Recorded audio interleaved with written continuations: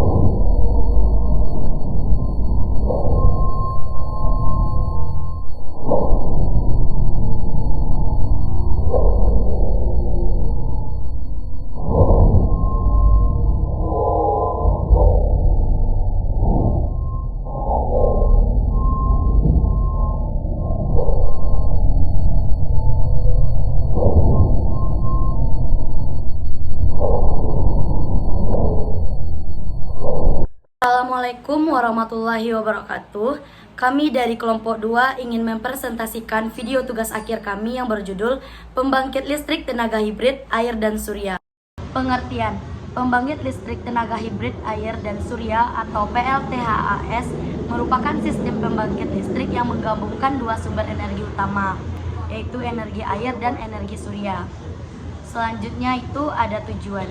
Tujuan pembangkit listrik tenaga hibrid air dan surya memiliki beberapa tujuan utama. Yang pertama, mereka bertujuan untuk menghasilkan energi listrik dengan cara yang lebih berkelanjutan dan ramah lingkungan.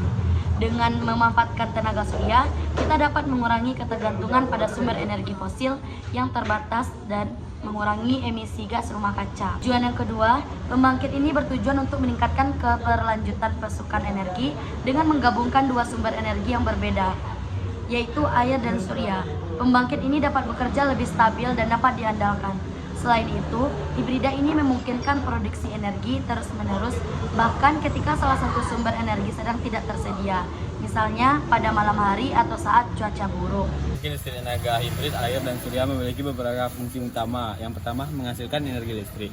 Menggunakan tenaga surya untuk menghasilkan listrik dan sinar matahari, menggunakan tenaga air seperti tenaga air terjun atau arus sungai untuk menghasilkan listrik. Dua, keberlanjutan energi, memanfaatkan sumber energi yang berbeda untuk meningkatkan keberlanjutan dan keandalan pasokan energi. Yang ketiga, reduksi emisi gas rumah kaca, mengurangi ketergantungan pada sumber energi fosil yang dapat menyebabkan emisi gas rumah kaca. Yang keempat, diverifikasi sumber energi, menciptakan diverifikasi dalam sumber energi, mengurangi ketergantungan pada suatu jenis energi saja. 5. Peningkatan akses terhadap energi, memberikan akses terhadap listrik di daerah yang sulit dijangkau dengan memanfaatkan sumber energi yang tersedia secara melimpah. 6. Stabilitas energi, menyediakan produksi energi yang lebih stabil dengan kemampuan beradaptasi terhadap perubahan dalam ketersediaan sinar matahari atau aliran air. Yang ketujuh, pengurangan ketergantungan pada bahan bakar fosil, membantu mengurangi ketergantungan pada bahan bakar fosil yang terbatas dan dapat merugikan lingkungan. Yang kedelapan, mengembangkan teknologi hijau, mendorong pengembangan dan penerapan teknologi hijau untuk mencapai tujuan pembangunan berkelanjutan. Secara keseluruhan, fungsi utama dari pembangkit listrik tenaga hibrid air dan surya adalah menyediakan energi listrik yang bersih, berkelanjutan, dan dapat diandalkan sambil mengurangi dampak negatif terhadap lingkungan. Dan bagian utama dari pembangkit tersebut, yaitu yang pertama yaitu panel surya. Panel surya adalah penangkap energi matahari dan mengubahnya menjadi energi listrik melalui efek fotovoltaik. Panel surya terdiri dari sel surya yang menghasilkan listrik saat terkena cahaya matahari. Yang kedua yaitu inverter surya. Inverter surya yaitu mengubah arus searah atau DC yang dihasilkan oleh panel surya menjadi arus bolak-balik atau AC yang sesuai untuk digunakan dalam jaringan listrik umum. Yang ketiga yaitu baterai. Baterai ialah menyimpan energi yang dihasilkan oleh panel surya untuk digunakan saat matahari tidak bersinar. Baterai membantu menyediakan pasokan listrik yang stabil dan terus-menerus. bagian yang kelima yaitu generator. Generator berfungsi untuk mengubah energi mekanis dari turbin air menjadi energi listrik. Generator menghasilkan listrik melalui induksi elektromagnetik. Yang keenam yaitu sistem kontrol dan pemantauan, yaitu mengatur dan memantau kinerja seluruh sistem. Selanjutnya itu transformer. Transformer berfungsi yaitu meningkatkan tegangan listrik sebelum didistribusikan ke jaringan listrik umum. Transformer diperlukan untuk mengoptimalkan efisiensi transfer energi.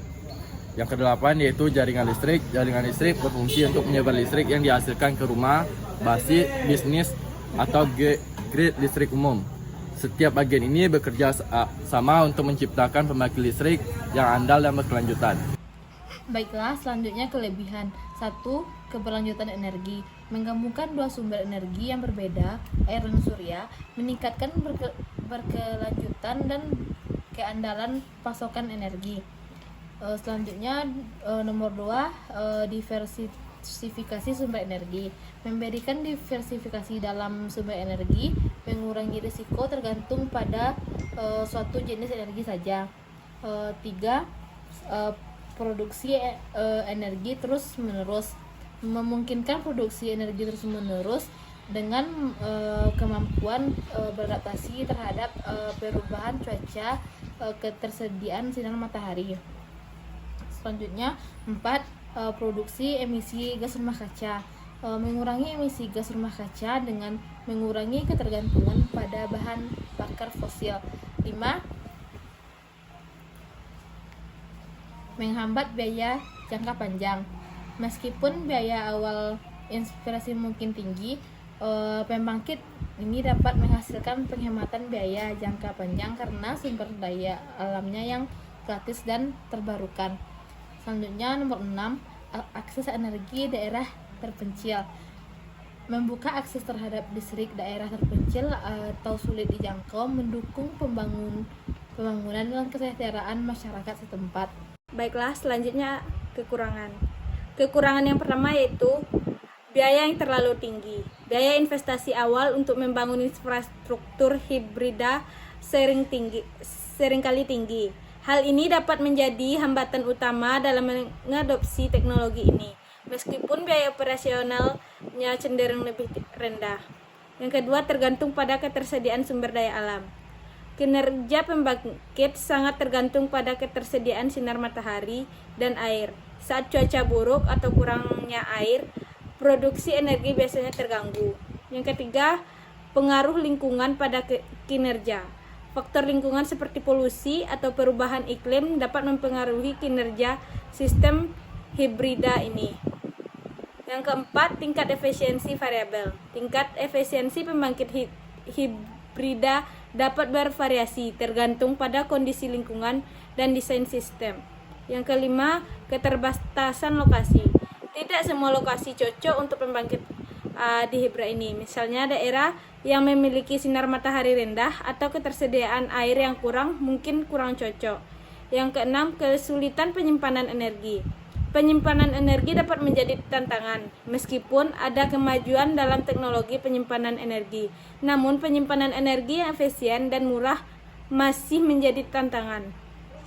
Kesimpulan dari presentasi ini, yang pertama, pembangkit listrik tenaga hibrid air dan surya merupakan solusi yang menjanjikan untuk menghasilkan energi listrik secara berkelanjutan dan ramah lingkungan. Dengan menggabungkan tenaga surya dan tenaga air, pembangkit ini memiliki beberapa kelebihan seperti berkelanjutan energi, diversifikasi sumber energi, dan pengurangan emisi gas rumah kaca. Namun ada juga beberapa kekurangan yang perlu diperhatikan seperti biaya awal yang tinggi, ketergantungan pada ketersediaan sumber daya alam, dan tantangan teknis. Secara keseluruhan, pembangkit listrik tenaga hibrid air dan surya menawarkan potensi untuk meningkatkan keberlanjutan energi, mengurangi dampak lingkungan, dan meningkatkan akses terhadap listrik di daerah terpencil. Meskipun masih ada beberapa hambatan yang perlu diatasi, terusnya penelitian dan perkembangan teknologi diharapkan dapat mengoptimalkan kinerja dan efisiensi pembangkit ini. menjadikan solusi yang lebih menarik di masa depan dengan perhatian pada aspek ekonomi, lingkungan, dan sosial. Pembangkit ini dapat menjadi kontributor yang signifikan dalam mencapai tujuan pembangunan yang berkelanjutan.